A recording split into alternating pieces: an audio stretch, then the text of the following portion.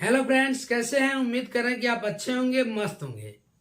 और आज चर्चा करने वाले हैं धरातल के विभिन्न स्थलाकृतियों में मैदान, प्लेन, इसके पूर्व में पर्वत और पठार, ये दो चीजों को मैंने आपको डिस्कस कर दिया है और इसका वीडियो भी आपको प्लेलिस्ट में दे दिया है। यदि आप अभी तक उसको नहीं देखे होंगे तो प्लीज देख लीजिएगा। आइए आज चर्चा करेंगे मैदान क्या होता है और यह कितने प्रकार के होते हैं। तो देखेंगे, यानी 500 फीट से कम ऊंचाई वाले भूपृष्ठ के समतल भाग को मैदान कहते हैं। यानी वह भाग जो समुद्र तल से 500 फीट से लगभग कम ऊंचाई हो और ऊपर से क्या हो, समतल हो, ऐसे भाग को हम कहते हैं मैदान। जैसे ये आपका समुद्र है और समुद्र तल से जब ऊंचाई देखेंगे, यानी इससे यदि समुद्र तल से 500 फीट से कम ऊंचाई वाला ये समतल भाग मिले, यही कहलाता है मैदान। अब देखते हैं मैदान कितने प्रकार के होते हैं। तो मैदान दो प्रकार के होते हैं, एक होता है अपर्दनात्मक मैदान और दूसरा होता है निक्षेपणात्मक मैदान। अपर्दनात्मक मैदान का मतलब होता है कि वह मैदान जिसका निर्माण अपर्दन क्रिया के फलस्वरूप हुआ हो। अपर्दन क्रिया के फलस्वरूप, यानी इसके पूर्व में आपने पढ़ा होगा अपर्दन, अपक्षय और निक्षेपण। तो जिसमें अपर्दन क्रिया के फलस्वरूप जिस मैदान का निर्माण होगा वह अपर्दनात्मक मैदान कहलाएगा और जो निक्षेपण क्रिया के फलस्वरूप जिसका निर्माण होगा वह निक्षेपणात्मक मैदान कहलाएगा। अब इसमें आप देखेंगे अपर्दनात्मक मैदान कौन कौन से होते हैं। तो इसमें पहला है आपका संप्राय मैदान। संप्राय मैदान किसे कहते हैं? तो देखिए, समुद्र तल के निकट स्थित मैदान, यानी वह मैदान जो समुद्र तल के निकट स्थित हो और जिसका निर्माण नदियों के अपर्दन के फलस्वरूप होता है। जैसा ये पहला आकृति आप देख रहे हैं, ये वाली आपकी नदी समुद्र है और समुद्र में ये जल है। ऊपर से ये आप देखते हैं पर्वत या पठार या ऊंचा भाग जो भी हो, यह भाग बारिश के कारण जब इससे नदियां निकलती हैं तो अपने साथ अपर्दन करते हुए ये इस एरिया को ला करके ऐसे फिलअप कर देती हैं। और कभी कभी ऐसा होता है कि ये समतल वाला ये हिस्सा बन जाता है। तो ये जो मैदान बनता है यही कहलाएगा आपका कौन मैदान? संप्राय मैदान। अब दूसरा देखेंगे होता है कास्ट मैदान। कास्ट मैदान क्या होता है?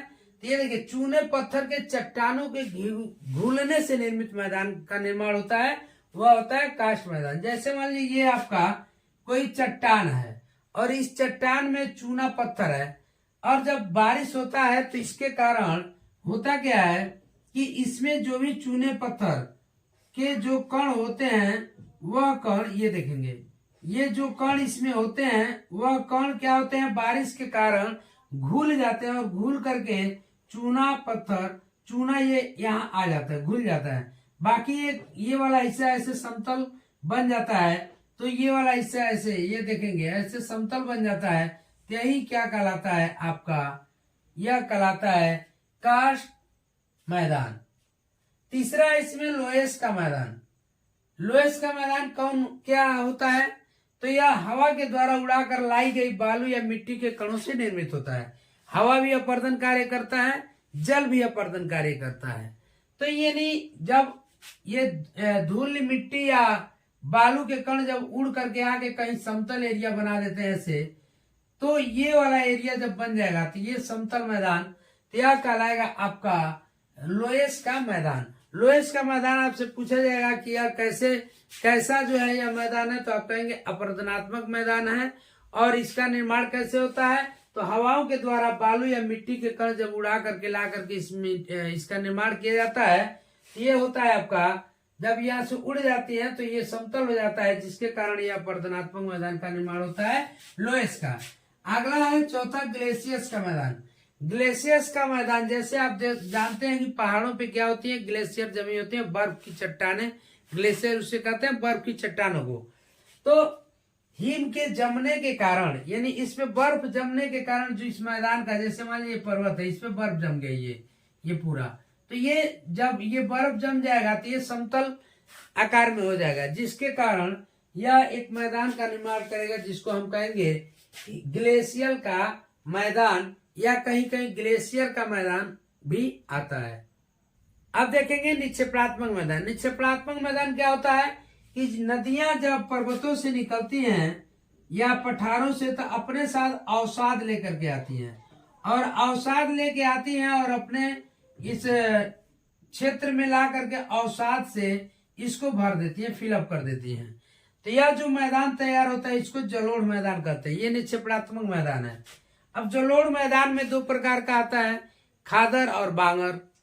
इसके बाद से नदियां जब निकलती हैं तो अपने साथ जब समुद्र में मिलती है तो उसके पहले यह डेल्टा का निर्माण करती हैं। किस चीज का निर्माण करती हैं? डेल्टा का। जैसे कि ये वाला हिस्सा, अब ये नदियां डेल्टा का जो निर्माण करती है तो ये जो डेल्टा बनता है वह भी निक्षेपणात्मक मैदान ही होता है। प्यारे मित्रों, मिलते हैं अगले वीडियो में अगले धरातल के आकृति को लेकर के। तब तक के लिए जय हिंद, जय भारत।